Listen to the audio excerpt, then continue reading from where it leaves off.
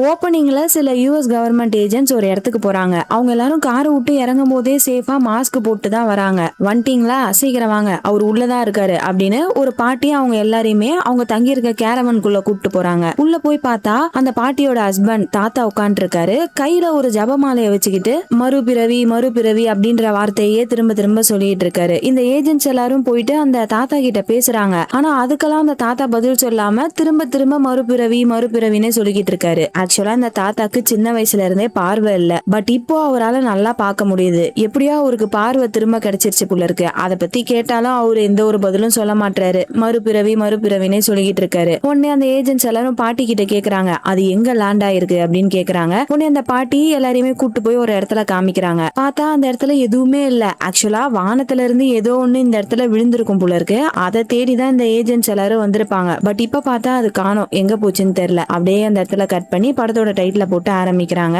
நம்ம படத்தோடைய ஹீரோவை காமிக்கிறாங்க. இவரோட பேரு டேவிட். ஹீரோவோட பொண்டாட்டி இப்ப ரீசெண்டா சில வருஷங்களுக்கு முன்னாடி இறந்துட்டாங்க போல இருக்கு. சோ தன்னோட பொண்டாட்டி சமாதி கிட்ட உட்காந்து புலம்பிக்கிட்டு இருக்காரு. அப்ப ரேடியோல ஒரு நியூஸ் போகுது. ஈரான்ல போர் போயிட்டு இருக்கான், ஏகப்பட்ட மக்கள் இறந்துகிட்டு இருக்காங்க, இந்த போர் இப்ப நிக்கிற மாதிரி இல்ல அப்படிலாம் அந்த நியூஸ்ல சொல்லிக்கிட்டு இருக்காங்க. கொஞ்ச நேரம் சமாதி கிட்ட உட்காந்து புலம்பிட்டு நம்ம ஹீரோ வேலை பாக்குறதுக்காக போறாரு. ஆக்சுவலா இவர் ஒரு மெக்கானிக். ஆனா இவருக்கு எப்ப வேலை போகும்னு அவருக்கே தெரியல. அந்த அளவுக்கு ரொம்ப மோசமா வேலை போயிட்டு இருக்கு. அப்படியே வேலையை முடிச்சுட்டு வெளியே போலாமேன்ட்டு வராரு. அந்த இடத்துல ஜாச் அப்படின்னு ஒருத்தவன் வரான். நம்ம ஹீரோ தான் அந்த கடையோட ஓனர் நினைச்சிட்டு அந்த பையன் வேலை கேட்கறான். ஆல்ரெடி நம்ம ஹீரோ வேற கடுப்புல இருக்காரா, எப்ப வேலை போகும்னு தெரியாம. அதனால அவர் என்ன சொல்றாரு, என்னப்பா வேலை தேடி வந்தியா, வேற வச்சு நல்ல இடமா போய் வேலை தேடு அப்படின்னு சொல்லிட்டு நம்ம ஹீரோ அங்க இருந்து போயிடுறாரு. அப்புறம் ஒரு பார்ல உட்காந்து சரக்கு அடிச்சிட்டு இருக்காரா. பக்கத்துல பார்த்தா அந்த ஜாச் பையன் தான். அவனும் அங்க உட்காந்து சரக்கு அடிச்சிட்டு இருக்கான். அப்ப அங்க இருக்க டிவில நியூஸ் போயிட்டு இருக்கு. வேற எதை பத்தியும் இல்ல, ஈரான்ல நடக்கிற போரை பத்தி தான். அதுல யூஎஸ் ஆர்மி நிறைய பேருக்கு அடிபட்டு இருக்கும் போல. எல்லாரையுமே ட்ரீட்மெண்ட்காக தூக்கிட்டு போயிட்டு இருக்காங்க. அப்ப ஜாச் பக்கத்துல ஒரு பையன் வந்து நின்னுட்டு டிவியில அந்த நியூஸை பார்த்துட்டு என்ன சொல்றான், இவங்களுக்கு எல்லாம் சண்டை போட தெரியுமா தெரியாதா, பேசாம என்கிட்ட கிளாஸ் வந்தா நானே நல்லா சொல்லி கொடுப்பேன் அப்படின்னு சொல்லிட்டு அந்த ஆர்மி சோல்ஜர்ஸ் எல்லாரையுமே கலாய்க்கிறானா. இதை கேட்டதும் ஜாச்சுக்கு கோவம் வருது. போற பத்தி உனக்கு என்ன தெரியும், தேவையில்லாம பேசாத அப்படின்னு சொல்லிட்டு ஜாச் அந்த பயல முறைக்கிறாரு. அவ்வளவுதான், இவங்க ரெண்டு பேருக்குள்ள சண்டை வந்துருது. பாரை விட்டு வெளியே போய் சண்டை போட்டுக்கிறாங்க. பயங்கரமா அடிச்சுக்கிறாங்க. அதுல ஜாச் தான் நல்லா அடி வாங்குறாரு. ஏன்னா அந்த பயலோட ஆளுங்க 4-5 பேர் சேர்ந்துட்டாங்க. எல்லாரும் சேர்ந்து ஜாச்ச போட்டு வெளுத்து வாங்கிட்டு இருக்காங்க. அதை நம்ம ஹீரோ பார்த்துட்டு காப்பாத்தலான்னு வராரா. அப்படி காப்பாத்தலான்னு வந்தவரோட சில்லி மூக்கும் உடைக்கப்படுது. ஜாச்ச போட்டு அடிச்சு கீழே தள்ளி அப்படியே காலை பிடிச்சி இழுக்கிறானுங்க. பார்த்தா காலு தனியா கையோட வந்துருது. என்னன்னா ஜாச்சுக்கு ஒரு கால் இல்ல புள்ள இருக்கு. அந்த மரக்கால் மாதிரி வச்சுதான் நடந்துகிட்டு இருக்காரு. ஒரு புள்ள பூச்சை போயா நாங்க அடிச்சுக்கிட்டு இருந்தோம், வாங்கடா போலாம் அப்படின்னு சொல்லிட்டு அந்த காலை தூக்கி டஸ்ட்பின்ல போட்டு அவங்க எல்லாரும் அங்க இருந்து போயிடுறாங்க. ஜாச்சால எந்திரிக்க முடியல. நம்ம ஹீரோ தான் ஹெல்ப் பண்றாரு.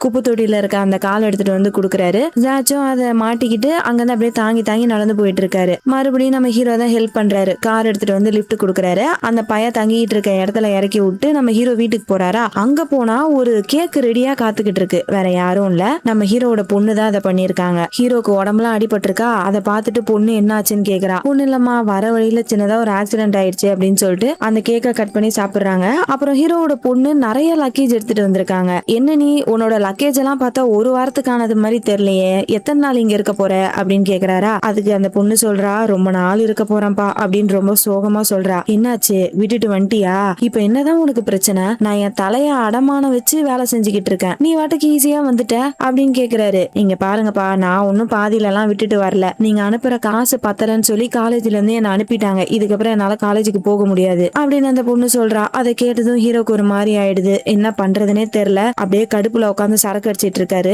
ஒரு கிளாஸ் தான் வருது, சரக்கு காலி ஆயிடுதா. சரி போய் வாங்கிட்டு வந்து திரும்ப அடிக்கலாம்னு சொல்லிட்டு கார் எடுத்துட்டு போய் வாங்கிட்டு வீட்டுக்கு வந்துகிட்டு இருக்காரு. அப்படி வர வழியில வானத்துல இருந்து ஏதோ ஒரு எரிக்கல் வந்து விழுது. கரெக்டா இவரு பக்கத்துல கிராஸ் ஆகி போதா, அதுல கொஞ்சம் நில தடுமாறி கார் ஆக்சிடென்ட் ஆயிடுது. ஹீரோக்கு செம்ம அடி, ஏகப்பட்ட ரத்தம் ஊத்திக்கிட்டு இருக்கு. கார் வேற கவுந்து கிடக்கு. அப்ப வெளியே பார்த்தா யாரோ நடந்து போற மாதிரி இருக்கு. நம்ம ஹீரோட பொண்டாட்டி தான் அந்த பக்கம் போற மாதிரி இருக்கு. இவ எப்படி இங்க வந்தா அப்படின்னு சொல்லிட்டு நம்ம ஹீரோ அப்படியே பொறுமையா காரை விட்டு வெளியே வந்து தன்னோட பொண்டாட்டிய ஃபாலோ பண்ணி நடக்க ஆரம்பிக்கிறாரு. அப்படியே அந்த சீனை கட் பண்ணா காலையில விடிஞ்சிருது. ஹீரோக்கு என்ன ஆச்சுன்னு தெரியல, இன்னும் வீட்டுக்கு வரல. பொண்ணு ரொம்ப பதட்டமாகறா. சரி போலீஸுக்கு கால் பண்ணி கம்ப்ளைண்ட் பண்ணலான்னு போன் பண்ணா காணாம போய் 24 மணி நேரம் கழிச்சு வந்து திரும்ப கம்ப்ளைண்ட் பண்ணுங்கன்னு சொல்லிடுறாங்க. இவங்க என்னடா இப்படி சொல்லிட்டானுங்க, சரி அப்பா வேலை பாக்குற இடத்துல போய் பாப்போம் அப்படின்னு சொல்லிட்டு ஹீரோ வேலை பாக்குற மெக்கானிக் ஷெட்டுக்கு போய் கேக்குறா. அந்த ஓனர் என்ன சொல்றான், என் பொண்டாட்டியும் இப்படிதான் ஒரு நாள் ஒரு பையில டிராப் பண்ணிட்டு வரேன்னு போனா ஓனவ அப்படியே போயிட்டா, திரும்ப வரவே இல்லை அப்படின்னு சம்பந்தமே இல்லாம சொல்றானா. இது வேலைக்காகாது, இவர்கிட்ட பேசி ஒரு பலனும் இல்லைன்னு சொல்லிட்டு வெளியே வந்துடுறாங்க. ஒருவேளை அப்பா அம்மாவோட கல்லறை கிட்ட இருப்பாருன்னு சொல்லிட்டு நேரா அம்மாவோட கல்லறையை நோக்கி போயிட்டு இருக்காங்க. அப்படி போற வழியில தான் பொண்ணு பாக்குறா, ஹீரோவோட கார் ஆக்சிடென்ட் ஆகி கிடக்கு. உடனே பதறி அடிச்சுட்டு அந்த கார் கிட்ட போய் பார்த்தா காருக்குள்ள ஹீரோவை காணோம். ஒரு டார்ச் லைட்டை எடுத்துக்கிட்டு காட்டுக்குள்ள தேட ஆரம்பிக்கிறா. கொஞ்ச நேரத்திலே நல்லா இருட்டாயிடுது. பத்தாவதுக்கு இவ வச்சிருக்க டார்ச் லைட்டும் ஒழுங்கா வேலை செய்ய மாட்டேங்குதா. ஒரு கட்டத்துக்கு மேல ஆஃப் ஆயிடுது. இதுக்கு மேல அப்பாவை இருட்டுக்குள்ள தேட முடியாதுன்னு சொல்லிட்டு திரும்ப கார்ல வந்து உட்காந்துக்கிறா. என்ன பண்றதுன்னே தெரியாம அழுவ ஆரம்பிக்கிறா. ஃபர்ஸ்ட் அம்மா போனாங்க, இப்ப அப்பாவும் போயிட்டாரா அப்படின்னு சொல்லிட்டு ரொம்ப சோகமா அங்கிருந்து போகலாமேன்ட்டு வண்டியை ஸ்டார்ட் பண்ணா காரோடைய ஹெட்லைட் முன்னாடி அடிக்குது. அந்த இடத்துல நம்ம ஹீரோ வந்து நிக்கிறாரு. உடம்புல பார்த்தா ஏகப்பட்ட ரத்தமா இருக்கு. உடனே பொண்ணு அப்பாவை கூட்டு போய் ஹாஸ்பிட்டல்ல சேர்க்கிறா. அப்பயும் நம்ம ஹீரோக்கு ஒய்ஃபோடைய இல்யூஷன் தான் வருது. அவரோட பொண்டாட்டி அவரை கூப்பிடுற மாதிரி இருக்கு. அப்ப இந்த பக்கம் வெளியே டாக்டர் பொண்ணு கிட்ட ஒரு நம்ப முடியாத விஷயத்த சொல்றாங்க. அது என்னன்னா, ஆக்சுவலா நம்ம ஹீரோட பொண்டாட்டி எப்படி இறந்திருப்பாங்கன்னா அவங்களுக்கு கிட்னி டிரான்ஸ்பிளான்ட் பண்ணிருப்பாங்க.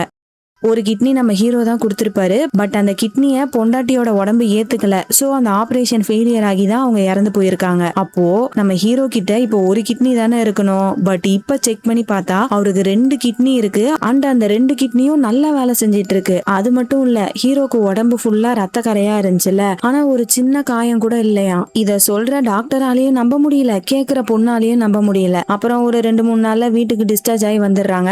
அதுக்கப்புறம் நம்ம ஹீரோ ரொம்பவே வித்தியாசமா நடந்துக்கிறாரு. அதை இந்த பொண்ணு பாக்குறா. ஹீரோ வெளியே நடந்து போறாரு. அங்க ஒரு சேர் இருக்கு. எப்பயுமே ஹீரோட பொண்டாட்டி இந்த சேர்ல உட்கார்ந்துதான் புக்கு படிப்பாங்க போல இருக்கு. அந்த சேர்ல போய் உட்கார்றாரா. அப்போ ஒரு பிளாஷ்பேக்க காமிக்கிறாங்க. நம்ம ஹீரோக்கு ஆக்சிடென்ட் ஆயிருக்கும், அப்படியே தாங்கி தாங்கி வெளியே நடந்து வந்திருப்பார்ல. அப்படி நடந்து வந்தவரு ஒரு கட்டத்துல நடக்க முடியாம மயக்கம் போட்டு கீழே விழுந்துடுறாரு. கரெக்டா எங்க விழுந்திருக்காருன்னா வானத்துல இருந்து ஒரு எரிக்கல் விழுந்துச்சுல, அந்த கல்லு கிட்டதான் விழுந்திருக்காரு. அந்த கல்லு பாக்குறதுக்கே ரொம்ப வித்தியாசமா இருக்கு. பக்கத்துல ஹீரோ மயங்கி கிடக்குறாரு. இப்ப அந்த கல்லுல இருந்து நிறைய வேர்கள் மாதிரி வெளியே வந்து ஹீரோட கையை சுத்த ஆரம்பிக்குது. சோ மேபி அந்த கல்லு தான் நம்ம ஹீரோட உடம்ப சரி பண்ணிருக்குமா என்னன்னு தெரியல. இதுதான் முன்னாடி நடந்திருக்கும். இத ஒரு சின்ன பிளாஷ்பேக்கா காமிச்சிட்டு இந்த பக்கம் நம்ம ஹீரோவும் ஹீரோட பொண்ணு உட்காந்து சாப்பிட்டுட்டு இருக்காங்க. அப்ப ஹீரோட பொண்ணு என்ன சொல்றா, ஹீரோ ஹாஸ்பிட்டல்ல இருக்கும் போது பொண்டாட்டியோட பேரை சொல்லி கூப்பிட்டுட்டு ஏதோ பொண்டாட்டி பக்கத்திலே இருக்கிற மாதிரி பேசிட்டு இருந்திருக்காரு புள்ள. அதெல்லாம் இந்த பொண்ணு பாத்திருக்கா. அதனால அவன் என்ன சொல்றா, இங்க பாருங்கப்பா, அம்மா போனது ஒரு பெரிய இழப்பு தான், என்னாலயே அதை தாங்க முடியல. பட் நம்ம இதுல இருந்து வெளியே வந்துதான் ஆகணும். நம்ம 2 பேரும் ஒன்னா இருந்தாதான் இதுல இருந்து வெளியே வர முடியும் அப்படின்னு சமாதானப்படுத்துறா. அதை கேட்டுட்டு ஹீரோவும் சரிமா அப்படின்றாரு. அப்படியே நைட் ஆகுது. பொண்ணு நல்லா தூங்கிட்டு இருக்கா. அப்போ மறுபடியும் நம்ம ஹீரோக்கு அவரோட பொண்டாட்டி வெளியே இருந்து கூப்பிடுற மாதிரி சவுண்ட் கேக்குது. ஹீரோ அப்படியே வெளியே போயிட்டு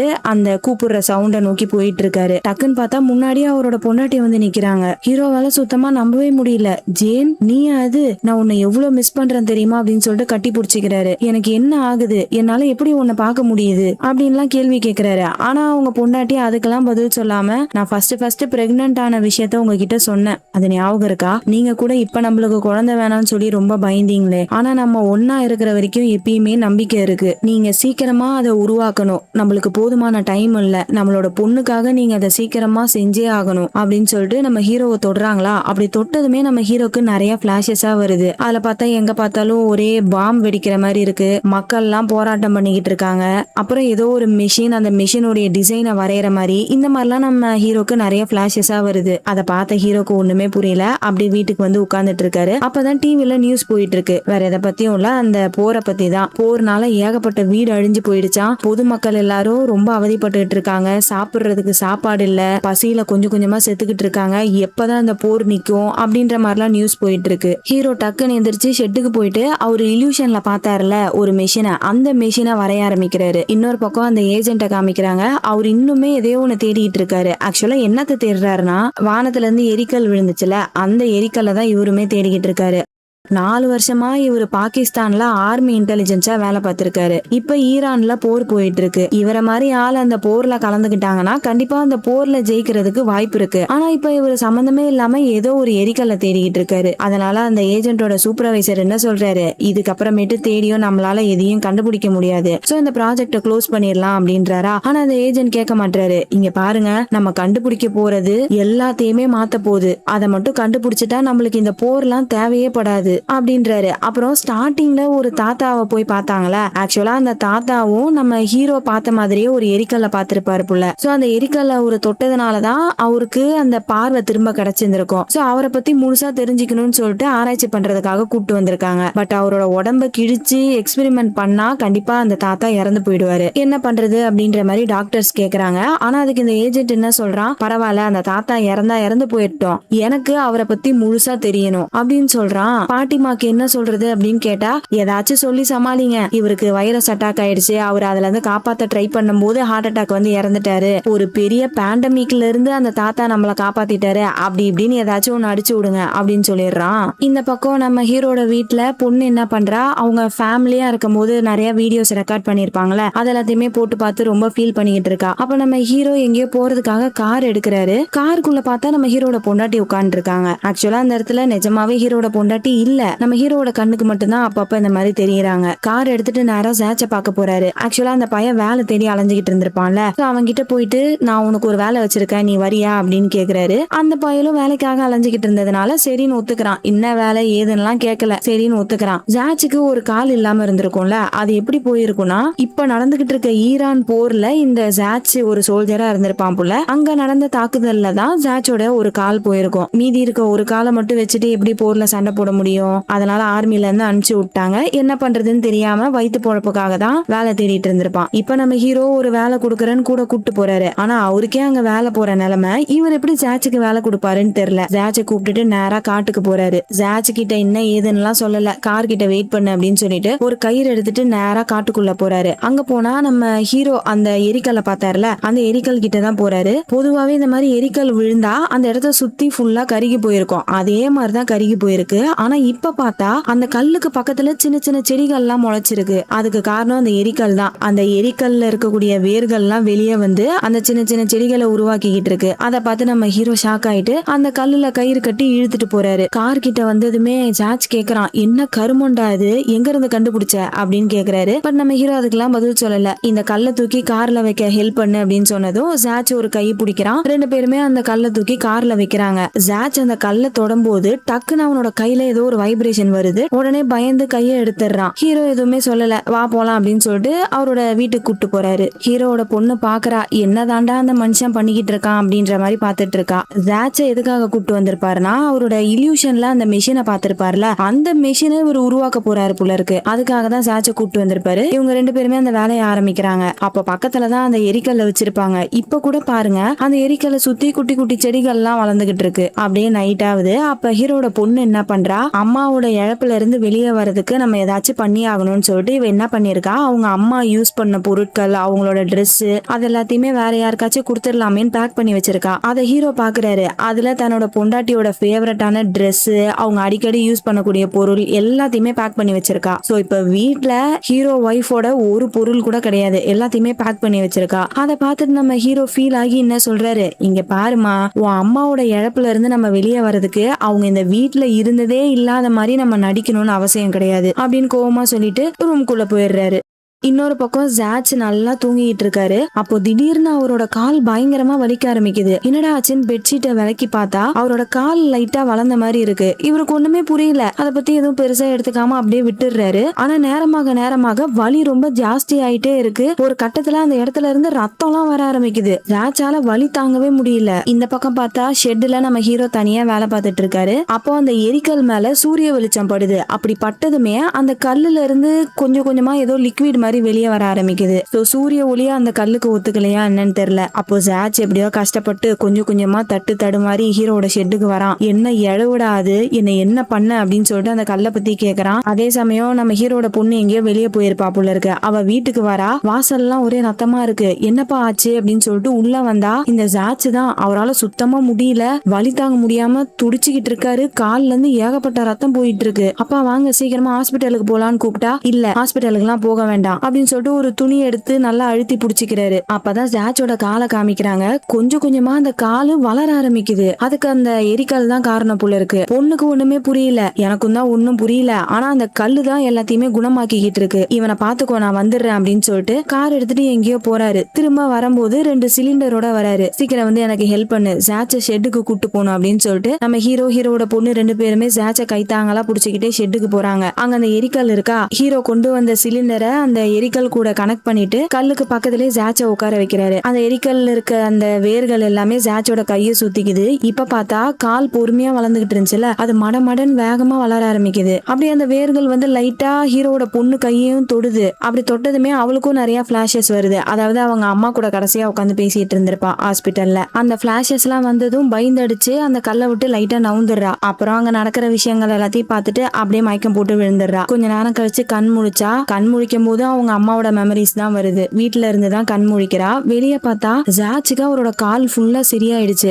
நடந்து பிராக்டிஸ் எடுத்துட்டு இருக்காரு. அவருக்கு அவ்வளவு ஒரு சந்தோஷம். இதெல்லாம் கனவா நிஜமான அங்க இருக்க 3 பேருக்கும் புரியல. அவ்வளவு ஆச்சரியமா இருக்கு. அப்புறம் நம்ம ஹீரோ அந்த மிஷினுடைய மாடலை வரைஞ்சிருப்பாருல, அதை ஃபுல்லா வரைஞ்சி முடிச்சிட்டாரு. அதை பார்த்துட்டு ஹீரோட பொண்ணு என்னன்னு கேக்குறா. அதுக்கு ஹீரோ என்ன சொல்றாரு, நம்மளால தடுக்க முடியாத விஷயத்துல இருந்து இதுதான் நம்மள காப்பாத்த போகுது, இந்த கல்லு நம்மளுக்கு ஒரு கிஃப்ட் அப்படின்றாரா. அதை கேட்டுட்டு அந்த பொண்ணு என்ன சொல்றா, என்னப்பா இப்படி எல்லாம் சொல்றீங்க, இது எங்க இருந்து வந்துச்சு, இது என்னது, இதால என்ன பண்ண முடியும், இப்படி எதுவுமே நம்மளுக்கு தெரியாது, இந்த கல்லு கொடுத்த ஒரு இல்யூஷனை வச்சு நீங்க அந்த மிஷினை உருவாக்கிட்டு இருக்கீங்களா அப்படின்னு கேக்குறா. அதுக்கு ஹீரோ சொல்றாரு, என்ன நம்பு, எல்லாமே நல்லதுக்கு தான் அப்படின்னு சொல்லிடுறாரு. இப்போ ஜாச் அந்த டிராயிங்கை பார்த்துட்டு என்ன சொல்றான்னா, நம்மளுக்கு நிறைய இரும்பு தேவைப்படும் இந்த மிஷினை கட்டி முடிக்கிறதுக்கு அப்படின்றான். ஆனா நம்ம ஹீரோ கிட்ட தான் சுத்தமா காசே இல்லையே. சரி காய்லாங்கடையில போய் சீப்பா வாங்கின்னு வரலான்னு பார்த்தா அந்த சீப்பான பொருளை வாங்குறதுக்கு கூட ஹீரோ கிட்ட காசு கிடையாது. உடனே ஹீரோ ஒரு பிளான் பண்றாரு. அந்த காய்லாங்கடையில ஹீரோட ஃப்ரெண்டு வேலை பாக்குறான் போல இருக்கு. அவன் கிட்ட நல்லா பேசி பாருக்கு கூட்டு போய் குடிக்கிறதுக்கு நல்லா சரக்கு வாங்கி கொடுக்கறாரு. அவனும் நல்லா குடிச்சு குடிச்சு மட்டையாயிடுறான். அப்படியே அவனை அலைக்கா தூக்கிட்டு வந்து கார்ல போட்டு அவன் கிட்ட இருக்க சாவி எடுத்துக்கிறாங்க.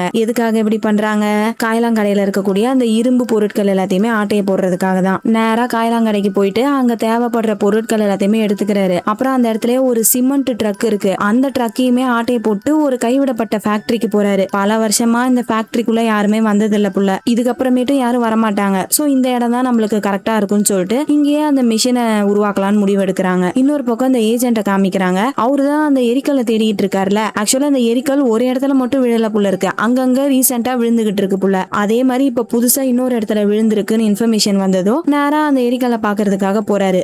அந்த இடம் வேற எதுவும் இல்ல, நம்ம ஹீரோ பார்த்தாருல அந்த எரிக்கல் தான். பட் நம்ம ஹீரோ தான் ஆல்ரெடி அந்த எரிக்கலை எடுத்துட்டாரு. ஏஜென்ட் போய் பாக்குறாரு, அந்த இடத்துல அந்த எரிக்கலை காணோம். அதோடைய ஒரே ஒரு சின்ன பீஸ் மட்டும் இருக்கு. இதோடைய மீதி பாகங்கள் எங்க போயிருக்கும் அப்படின்னு சொல்லிட்டு அந்த ஏஜென்ட் யோசிச்சுட்டு இருக்கும் போது அந்த இடத்துக்கு வந்த போலீஸ்கார் என்ன சொல்றாரு, நீங்க வேணா டேவிட் கிட்ட விசாரிச்சு பாருங்க. ஏன்னா இந்த எரிக்கல் எப்ப விழுந்துச்சோ அன்னைக்கு நைட்டு தான் அந்த டேவிடுக்கும் ஆக்சிடென்ட் ஆச்சு. இங்கதான் பக்கத்துல ஆக்சிடென்ட் ஆச்சு. ஸ்ட்ரேஞ்சான ஒரு விஷயம் என்னன்னா, டேவிடோட உடம்புல ஒரு சின்ன காயம் கூட கிடையாது. மேபி அது ஒரு கோஇன்சிடென்ட்டா இருக்கலாம். பட் நீங்க அவனை விசாரிச்சீங்கன்னா உங்களுக்கு தேவைப்படுற பதில் கிடைக்க வாய்ப்பு இருக்கு அப்படின்ற மாதிரி அந்த போலீஸ்கார் சொல்றாரு. இந்த ஏஜென்ட்டும் அந்த விஷயங்கள் எல்லாத்தையுமே கேட்டுட்டு இப்போ ஒரு சின்ன பீஸ் மட்டும் இருந்துச்சுல, அதை பாக்ஸ்ல எடுத்துட்டு போய் லேப்ல வச்சு டெஸ்ட் பண்றான். அப்ப அவங்களுக்கு என்ன ஒரு உண்மை தெரிய வருதுன்னா, இதுல நிறைய ஜெனட்டிக் சீக்வன்ஸ் இருக்கு. நிறைய தாவரங்கள், விலங்குகள், ஏன் மனுஷங்களுடைய ஜீன் கூட இருக்கான். சோ அந்த கல்லு அதுகிட்ட இருக்க சாம்பிளை வச்சு இனப்பெருக்கம் பண்ண முடியும். அதாவது இப்ப அதுகிட்ட ஒரு தாவரத்துடைய சாம்பிள் இருக்குன்னா அதே மாதிரி தாவரத்தை இந்த கல்லால உருவாக்க முடியுமா. இப்படிப்பட்ட ஒரு விஷயத்த அங்க இருக்க சயின்டிஸ்ட் எல்லாரும் கண்டுபிடிக்கிறாங்க. அந்த சீனை கட் பண்ணா ஒரு பக்கம் ஹீரோட பொண்ணு அவங்க அம்மா கல்லறையில உட்காந்து ஃபீல் பண்ணிக்கிட்டு இருக்கா. இன்னொரு பக்கம் ஹீரோவும் ஜாச்சும் சேர்ந்து ஹீரோ இல்யூஷன்ல வந்த மாதிரியே அந்த மெஷினை ரெடி பண்ணிட்டாங்க. இப்ப அந்த மெஷின்குள்ள எரிக்கல்ல கொண்டு போய் வைக்கிறாங்க. ஹீரோட பொண்ணு ஃபீல் பண்ணிட்டு வீட்டுக்கு வரா. அவங்க அம்மா ஞாபகமாவே இருக்கிறதுனால அவ என்ன பண்றா, அவங்க அம்மா பொருட்கள் எல்லாத்தையுமே பேக் பண்ணி வச்சிருந்தால அதை எரிச்சிடலாம்னு சொல்லிட்டு மண்ணெண்ணியை ஊத்திக்கிட்டு இருக்கா. அந்த இடத்துக்கு கரெக்டா அந்த ஏஜென்ட் பையன் வரான். ஹீரோ ஹீரோ கிட்ட பேசலாமேன்னு வந்திருக்கான். பட் நம்ம ஹீரோ இந்த இடத்துல இல்ல, அங்க ஃபேக்டரியில இருக்காரு. சரி பொண்ணு கிட்ட விசாரிக்கலாமேன்னு சொல்லிட்டு வீட்டுக்குள்ள போயிட்டு பொண்ணு கிட்ட பேசிட்டு இருக்காரு. கொஞ்ச நேரத்திலேயே நம்ம ஹீரோ அந்த இடத்துக்கு வந்துடுறாரு. அன்னைக்கு என்ன நடந்துச்சு அப்படின்னு இந்த ஏஜென்ட் கேக்குறான். ஹீரோ சொல்றாரு, நான் என் ஃப்ரெண்ட்ஸ் கூட பார்ல குடிச்சுக்கிட்டு இருந்தேன். அன்னைக்கு வேற என்னோட பிறந்த நாள். சோ என் பிறந்த நாளை பொண்ணு கூட கொண்டாடுறதுக்காக வீட்டுக்கு வந்துட்டு இருந்தேன். வர வழியில வானத்துல ஏதோ ஒன்ன பார்த்தேன். அதை பார்த்ததுமே ஒரு சின்ன ஆக்சிடென்ட் ஆயிடுச்சு. அந்த ஆக்சிடென்ட்ல நான் மயங்கி போயிட்டேன். அதுக்கப்புறம் என்ன நடந்துச்சுன்னே தெரியல. கண் முழிச்சு பார்த்தா ஹாஸ்பிட்டல்ல இருந்தேன் அப்படின்றாரா. இதெல்லாம் கேட்டுதான் இந்த ஏஜென்ட் சிரிக்கிறான். ஏன்னா நம்ம ஹீரோவை பத்தி எல்லா டீட்டெயிலையும் அவன் கலெக்ட் பண்ணிட்டு தான் வந்திருக்கான். உனக்கு ஒரு கிட்னி இல்ல, உன்னோட பொண்டாட்டிக்கு கொடுத்துருக்க. ஆனா இப்போ உன்கிட்ட 2 கிட்னியுமே இருக்கு. அது எப்படி வந்துச்சு? இங்க பாரு, நீ கண்டுபிடிச்சது நம்ம மனித இனத்தை விட ஒரு மிகப்பெரிய விஷயமா இருந்துச்சுன்னா அது மக்களுக்கு தேவைப்படும். உலகத்துல அதனால போரே இல்லாம போயிடும். எல்லாருமே சமாதானமா அமைதியா போயிடுவாங்க. சோ ஒழுங்கா அது எங்க இருக்குன்னு சொல்லு அப்படின்னு சொல்லிட்டு இவங்க ஸ்டார்டிங்ல ஒரு தாத்தாவை கூட்டு போய் எக்ஸ்பெரிமெண்ட் பண்ணாங்களா, அந்த தாத்தாவோட போட்டோஸை காமிக்கிறாங்க. அந்த தாத்தா இறந்துட்டாரு போல இருக்கு. சோ அந்த போட்டோஸை பார்த்ததும் நம்ம ஹீரோ ஷெட்டுக்கு கூட்டு போறாரு. அங்க போயிட்டு ஒரு உருட்டுறாரு. நீங்க சொன்ன கல்லை நான் பார்த்தேன். இந்த இடத்துலதான் அந்த கல்லை வச்சிருந்தேன். பட் அது மேல சூரிய ஒளி பட்டதும் அது அப்படியே மெல்ட் ஆகி கரைஞ்சு போயிடுச்சு அப்படின்றாரு. ஹீரோ பொய் சொல்றாருன்னு அந்த ஏஜென்ட்டுக்கு நல்லா தெரியுது. பட் அவர் எதுவும் கேட்டுக்கல. அப்படியா, மெல்ட் ஆயிடுச்சா, சரி ஓகே அப்படின்னு சொல்லிட்டு அவர் அங்கிருந்து போயிடுறாரு. அப்புறம் வீட்டுல ஹீரோட பொண்ணு ஒரே யோசனையாவே நின்னுகிட்டு இருக்கா. என்னாச்சுன்னு ஹீரோ போய் கேட்டா, எனக்கு ரொம்ப பயமா இருக்குப்பா, அந்த தாத்தா மாதிரியே உங்களையும் கூட்டு போய் எக்ஸ்பெரிமெண்ட் பண்றேன்னு சாவடிச்சிட்டாங்கன்னா நான் என்ன பண்றது அப்படின்னு கேக்குறா. அதுக்கு ஹீரோ சொல்றாரு, இல்ல அப்படிலாம் நான் நடக்க விட மாட்டேன். இங்க பாரு, அந்த கல்லை நான் பார்த்ததுக்கு ஏதோ ஒரு ரீசன் இருக்கு. உன் அம்மா தான் எனக்காக அந்த கல்லை அனுப்பி வச்சிருக்காங்க. அந்த கல்லு மூலியமா உங்க அம்மா எனக்கு நடக்க போறத காட்டினாங்க அப்படின்லாம் நம்ம ஹீரோ சொல்றாரா. ஹீரோட பொண்ணுக்கு ஒண்ணுமே புரியல. என்னப்பா வளர்றீங்க, அந்த கல்லு உங்க மண்டைய குழப்பி உங்களை மாத்திக்கிட்டு இருக்கு, அது உங்களுக்கு தெரியுதா இல்லையா அப்படின்றா.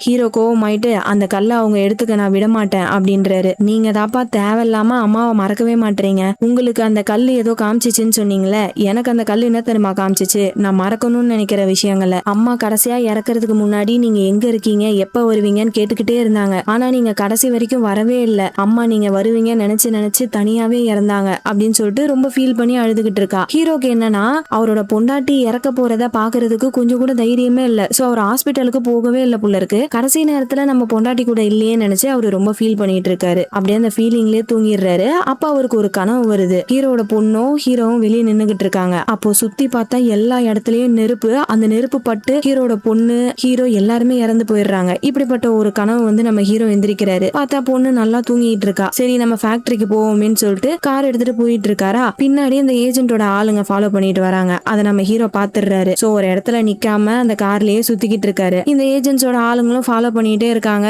ஒரு கட்டத்துல பொறுமையை இழந்து முன்னாடி வந்து பிளாக் பண்ணிடுறாங்க. போய் பார்த்தா அந்த கார்ல நம்ம ஹீரோவையே காணோம். ஒரே ஒரு இடத்துல மட்டும் ஹீரோ நின்றுப்பாரு. அங்கேயே ஆளை மாத்தி விட்டாரு போல இருக்கு. அடுத்து போர் இன்னுமே போயிட்டு இருக்கு போல இருக்கு. நியூஸ்ல அதை பத்தி தான் சொல்லிட்டு இருக்காங்க. ஏற்கனவே ஏகப்பட்ட பேர் கொத்து கொத்தா செத்துக்கிட்டு இருக்காங்க. இதுல ரஷ்யா சைனா வேற போர்ல சேர போறதா பேச்சுவார்த்தை போயிட்டு இருக்கான். ஒரு நாளைக்கு யூஎஸ் சேர்ந்த 33 சோல்ஜர்ஸ் இறந்துகிட்டு இருக்காங்க. இப்படியே போயிட்டு இருந்தா என்ன ஆக போகுதுன்னு தெரியல அப்படின்ற மாதிரிலாம் நியூஸ்ல சொல்லிட்டு இருக்காங்க. அப்போ இன்னொரு பக்கம் அந்த காய்கறியோட ஓனரை காமிக்கிறாங்க. அவரு கேமரால பாத்துறாரு. நம்ம ஹீரோ எல்லா பொருளையும் ஆட்டையை போட்டு போயிருப்பார்ல, அந்த விஷயத்த கேமரால பாத்துறாரு. சிமெண்ட் ட்ரக்கோட சாவி உன்கிட்டதான் இருக்கு. என்ன எனக்கு தெரியாம உன் ஃப்ரெண்டு கூட சேர்ந்து சைடு பிசினஸ் பண்ணிட்டு இருக்கியா, ஒழுங்கா அந்த ட்ரக்கோட சாவியை கொண்டு வா அப்படின்னு சொல்லிட்டு நம்ம ஹீரோட ஃப்ரெண்டுக்காரனை புடிச்சு ஓனர் திட்டிக்கிட்டு இருக்காரு. ஐயா எனக்கு இதை பத்தி எதுவுமே தெரியாது, இது எப்ப நடந்துச்சுன்னே தெரியல, நான் போய் என்ன ஏதுன்னு பாத்துட்டு வந்துடுறேன்னு சொல்லிட்டு நம்ம ஹீரோ தெரிய அந்த ஃப்ரெண்டுக்காரன் வந்துட்டு இருக்கான். இன்னொரு பக்கம் ஹீரோட பொண்ணுக்கு ரொம்ப பயமா இருக்கு. ஏன்னா அந்த ஏஜென்ட்டுக்கு கண்டிப்பா தெரியும் நம்ம ஹீரோ கிட்ட தான் அந்த எரிக்கல் இருக்குன்னு. சோ அந்த எரிக்கல்ல கண்டுபிடிக்கிறதுக்காக எந்த எக்ஸ்ட்ரீமுக்கு வேணா போவாங்க.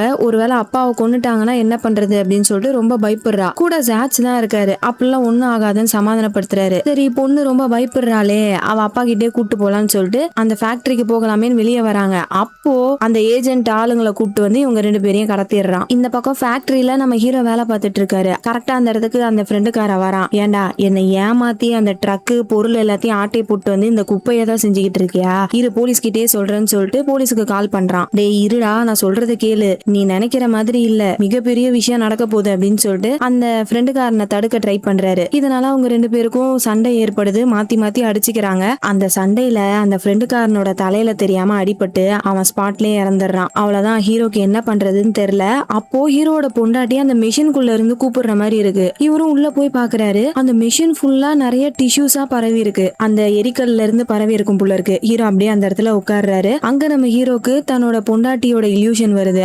அதுல அவங்க கேக்குறாங்க, அவ எங்க அப்படின்னு கேக்குறாங்க. ஹீரோ சொல்றாரு, இல்ல நம்ம பொண்ணு என்ன நம்ப மாட்றா, அவன் என் மேல ரொம்ப கோவமா இருக்கா அப்படின்றாரா. என்னங்க இப்படி சொல்றீங்க, இது எல்லாமே அவளுக்காக தான், டைம் இல்ல, சீக்கிரமா போய் அவளை கூப்பிட்டு வாங்க அப்படின்னு ஹீரோட ஒய்ஃப் சொல்றாங்க. உடனே ஹீரோவும் பொண்ணை கூப்பிடுறதுக்காக கார்ல வந்துகிட்டு இருக்காரு. இந்த பக்கம் அந்த ஏஜென்ட் 2 பேரையும் கடத்தினால ஹீரோட வீட்டுக்கு தான் கூப்பிட்டு வந்திருக்கான். ஜாஜ் கிட்ட கேட்டா கண்டிப்பா ஹீரோ எங்க இருக்காருன்னு சொல்ல மாட்டான். அதனால பொண்ணு கிட்ட யாச்சும் கேட்கலாமேன்னு பார்த்தா அவளுக்கு தான் ஹீரோ எங்க இருக்காருன்னே தெரியல. சோ அவளுமே எனக்கு தெரியலன்னு சொல்லி இந்த பயலுக்கு டென்ஷன் ஆகுது. அங்க இருக்க ஒரு கம்பி எடுத்து ஜாச்சோட கால்ல போட்டு அடி அடின்னு அடிக்கிறான். அப்ப கரெக்டா அந்த இடத்துக்கு ஹீரோ வந்துடுறாரு. வாசல்ல ஏஜென்ட்ஸோட ஆளுங்கெல்லாம் நிக்கிறத பார்த்துட்டு முன்னாடி போகாம பின்னாடி வேலிய தூக்கிட்டு அப்படியே உள்ள வராரு. அங்க அந்த பொண்டாட்டியோட பொருட்கள் எல்லாம் எரிக்கிறதுக்காக பொண்ணு வச்சிருந்தால அந்த பொருளை எரிச்சு விட்டுறாரு. இத அங்க இருக்க ஏஜென்ட்ஸோட ஆளுங்கெல்லாம் பாத்துடுறாங்க. ஹீரோ வந்துட்டான்டா அப்படின்னு சொல்லிட்டு ஹீரோவை பிடிக்கிறதுக்காக கன்னை வச்சு தேடிக்கிட்டு இருக்காங்க. இந்த பக்கம் நம்ம ஹீரோ என்ன பண்றாரு, வெளியே இருக்க எல்லாரையுமே டிஸ்ட்ராக்ட் பண்ணிட்டு ஜன்னல் வழியா உள்ள போறாரு. அந்த ஏஜென்ட்ட கன் பாயிண்ட்ல பிடிக்கிறாரு. வா போலாம் அப்படின்னு சொல்லிட்டு பொண்ணை கூப்பிடுறாரு. ஆனா பொண்ணு என்ன சொல்றா, ஜாச்சை இப்படியே விட்டுட்டு போக முடியாதுன்னு சொல்றா. ஒழுங்கா அந்த சாவியை கூட அப்படின்னு ஏஜென்ட்ட மிரட்டுறாரு. அந்த பையனும் சாவியை தூக்கி போடுறான். அதை வச்சு ஜாச் கையில இருக்க ஹேண்ட் கஃப் கழட்டிட்டு ஹீரோட பொண்ணு என்ன பண்றா, ஒரு கம்பியை வச்சு அந்த ஏஜென்ட்டோட தலையில அடிக்கிறா. அவனுக்கு அப்படியே கிறுக்கல் ஆயிடுது. கீழே உட்காந்துடுறான். அவன் கிட்ட இருக்க கன் எடுத்துட்டு 3 பேரும் அங்கிருந்து தப்பிச்சு போறாங்க. ஜன்னல் வழியா எகிரி குதிச்சு வெளியே ஓடிக்கிட்டு இருக்காங்க. அப்ப இந்த ஏஜென்ட் பையன் என்ன பண்றான், ஒரு பெரிய ஸ்னைப்பரை எடுத்து ஹீரோவை சுடுவான்னு பார்த்தா ஓடிக்கிட்டு இருக்க ஹீரோவோட பொண்ணை சுட்டுறான். அதுக்கப்புறமேட்டு யாரையும் சுடல. ஹீரோ பொண்ணை தூக்கி கார்ல போட்டு நேரா அந்த ஃபேக்டரியை நோக்கி போக ஆரம்பிக்கிறாங்க. இந்த ஏஜென்ட்டுக்கு நல்லாவே தெரியும், பொண்ணை காயப்படுத்தினா கண்டிப்பா அவளை குணப்படுத்துறதுக்காக எரிக்கல் கிட்டதான் ஹீரோ போவாருன்னு தெரிஞ்சுதான் வேணும்னே ஹீரோவோட பொண்ணை சுட்டிருப்பான். அதே மாதிரியே நம்ம ஹீரோ போயிட்டு இருக்காரா, பின்னாடியே அந்த பயலும் ஃபாலோ பண்ணி போயிட்டு இருக்கான். இந்த பக்கம் ஹீரோ ஃபேக்டரிக்கு வேகமா போயிட்டு அந்த மிஷினுக்குள்ள போய் பொண்ணை படுக்க வைக்கிறாரு. ப்ளீஸ் ஏதாச்சும் பண்ணு, என் பொண்ணை காப்பாத்து அப்படின்னு சொல்லிட்டு தான் படுக்க வைக்கிறாரு. ஆனா ஆல்ரெடி அந்த பொண்ணுக்கு நிறைய ரத்தம் போயிடுச்சு போல இருக்கு. அந்த பொண்ணோட உடம்புல எந்த ஒரு அசைவும் இல்ல. ஒரு கட்டத்துல அந்த பொண்ணு இறந்தே போயிடுறா. வெளியே அந்த ஏஜென்ட்டோட ஆளுங்க ஏஜென்ட் எல்லாருமே வந்துடுறாங்க. ஹீரோ இந்த பக்கம் உடஞ்சு போயிடுறாரு. தன்னோட பொண்ணுக்காக தான் இவ்வளவு வேலையை பண்ணிருப்பாரு. ஆனா இப்ப அவளே இறந்து போயிட்டாலே அப்படின்னு சொல்லிட்டு வெளியே வந்து தான் உருவாக்குற மிஷினை அழிக்கிறதுக்காக பெட்ரோலை எடுத்து அந்த மிஷின் மேல ஊத்திக்கிட்டு இருக்காரு. லைட்டரை ஆன் பண்ணலாமேன்னு கையில எடுக்கும் போது கரெக்டா அந்த ஏஜென்ட் வரான். டேய் லூசு மாதிரி எதுவும் பண்ணாத, லைட்டரை அமத்து அப்படின்னு அந்த ஏஜென்ட் பைய சொல்றான். இல்ல நான் அதை அழிச்சே ஆவேன் அப்படின்னு சொல்லிட்டு லைட்டரை பத்த வைக்கும் போது பொண்ணுடைய வாய்ஸ் கேக்குது. என்னன்னு பார்த்தா உள்ள இருந்து பொண்ணு பொறுமையா எஞ்சி வரா. அந்த எரிக்கல் ஹீரோட பொண்ணை காப்பாத்திருச்சு போல இருக்கு. அவ்வளவுதான், ஹீரோட மூஞ்சில அவ்வளோ ஒரு சந்தோஷம். அடுத்து என்ன, ஹீரோவும் ஏஜென்ட்டோட ஆட்களும் மாத்தி மாத்தி அடிச்சுக்கிறாங்க. இதுல ஏஜென்ட்டோட ஆட்கள் எல்லாருமே இறந்துடுறாங்க. ஹீரோ, ஜாச், அப்புறம் அந்த ஏஜென்ட் இவங்க 3 பேருக்குமே நல்லா புல்லட் அடிபட்டுருது. அந்த சமயம் வெளியே பார்த்தா ஒரு பிரைட்டான வெளிச்சம். அப்படியே உலகத்துல இருக்க எல்லாருமே ஒரு நிமிஷம் அந்த வெளிச்சத்தை திரும்பி பாக்குறாங்க. என்ன ஆயிருக்குன்னா, ஈரான்ல போர் போயிட்டு இருந்துச்சுல, அந்த போர்ல நியூக்ளியர் பாம்பை யூஸ் பண்ணிட்டாங்க போல இருக்கு. உலகமே அதை அதிர்ச்சியா பாத்துக்கிட்டு இருக்கு. அப்ப ஹீரோ ஜாச்சி கிட்ட சொல்றாரு, இங்க பாரு, இதுக்கப்புறம் நீ தான் என் பொண்ணை பாத்துக்கணும், அவ கூடவே இருக்கணும், சரியா அப்படின்னு சொல்லிட்டு அந்த மிஷினுக்குள்ள ஜாச் அனுப்பி விட்டு லாக் பண்ணிடுறாரு. இந்த ஏஜென்ட் பையன் அந்த மிஷினோட டோரை திறக்க சொல்றான். ஆனா நம்ம ஹீரோ எப்படி திறப்பாரு, அப்படியே முடியாதுன்னு கீழே விழுந்துடுறாரு. ஏகப்பட்ட ரத்த போக்காகி ஹீரோ அந்த இடத்துல இறந்து போயிடுறாரு. அப்படி அவர் இறக்குற கடைசி நிமிஷத்துலயும் அவரு தன்னோட பொண்டாட்டி இல்யூஷனை தான் பாக்குறாரு. இந்த பக்கம் அந்த மிஷினுக்குள்ள கொஞ்சம் கொஞ்சமா தண்ணி நிரம்ப ஆரம்பிக்குது. தண்ணி எங்க இருந்து வருது என்னன்னு தெரியல. கொஞ்சம் கொஞ்சமா நிரம்பி ஒரு கட்டத்துல ஃபுல் ஆயிடுது. அதுக்குள்ள இருக்க இவங்க 2 பேரால மூச்சு விட முடியாம அப்படியே மயங்கி போயிடுறாங்க. அடுத்து அந்த தண்ணி ஃபுல்லா அப்படியே ஃப்ரீஸ் ஆயிடுது. அந்த சமயம் வெளியே, அதாவது ஸ்பேஸ்ல இருந்து இந்த உலகத்தை காமிக்கிறாங்க. ஒரே ஒரு நியூக்ளியர் பாம் தான் வெடிச்சது. அதோட வெடிப்பை பாருங்களேன், ஸ்பேஸ்ல இருந்து பார்த்தாலே அவ்வளவு பெருசா தெரியுது. இப்ப திரும்ப அந்த சீனை கட் பண்ணி இந்த பக்கம் மிஷினுக்குள்ள காமிக்கிறாங்க. தண்ணி ஃப்ரீஸ் ஆயிருந்துச்சுல, அது எல்லாமே அன்ஃப்ரீஸ் ஆயிடுது. மயங்கி இருந்த இவங்க 2 பேருமே கண் முழிக்கிறாங்க. அந்த மிஷினை ஓபன் பண்ணிட்டு வெளியே வராங்க. ஆக்சுவலா இந்த மிஷினை ஒரு ஃபேக்டரிக்குள்ள வச்சுதானே உருவாக்கி இருப்பாங்க. இப்ப அந்த ஃபேக்டரியவே காணோம். இந்த மிஷின் மட்டும்தான் இருக்கு. அதுவும் ரொம்ப துருபிடிச்சு போயிருக்கு. சுத்தி வெளியே இருக்க உலகம் எல்லாமே அழிஞ்சு போயிருக்கு. எங்க பார்த்தாலும் சாம்பல், தூசி, இது மட்டும்தான் இருக்கு. ஒரே ஒரு நியூக்ளியர் பாம்பை போட்டக்கு அப்புறமேட்டு சாதா போரா இருந்தது நியூக்ளியர் போரா மாறிடுச்சு. சோ மாத்தி மாத்தி அணு ஆயுதங்களை வச்சு அட்டாக் பண்ணி இந்த மொத்த உலகத்தையுமே அழிச்சிட்டாங்க. சோ இப்ப இந்த உலகத்திலேயே உயிரோட இருக்கிறது இவங்க 2 பேரும் மட்டும்தான். அழிஞ்சு போன இந்த உலகத்தை திரும்ப ரீக்ரியேட் பண்றதுக்கு இவங்க கிட்ட அந்த எரிக்கல் இருக்கு. சோ அந்த கல்லை வச்சு இவங்க 2 பேரும் சர்வைவ் ஆயிப்பாங்க அப்படின்ற மாதிரி காமிச்சு அப்படியே கட் பண்ணி இந்த படத்தை முடிக்கிறாங்க. அவ்வளவுதான் மக்களே. இந்த படம் எப்படி இருந்துச்சுன்றத கமெண்ட் செக்ஷன்ல சொல்லுங்க. அப்படியே மறக்காம அந்த ஹைப் பட்டனையும் தட்டி விட்டுருங்க. இதே மாதிரி வேற ஒரு சூப்பரான படத்துல உங்களை மீட் பண்றேன். அது வரைக்கும் நீங்க பார்த்துட்டு இருந்தது டியான்சி ஸ்டோரி டைம்ஸ். நான் உங்க டியான்சி. பாய்.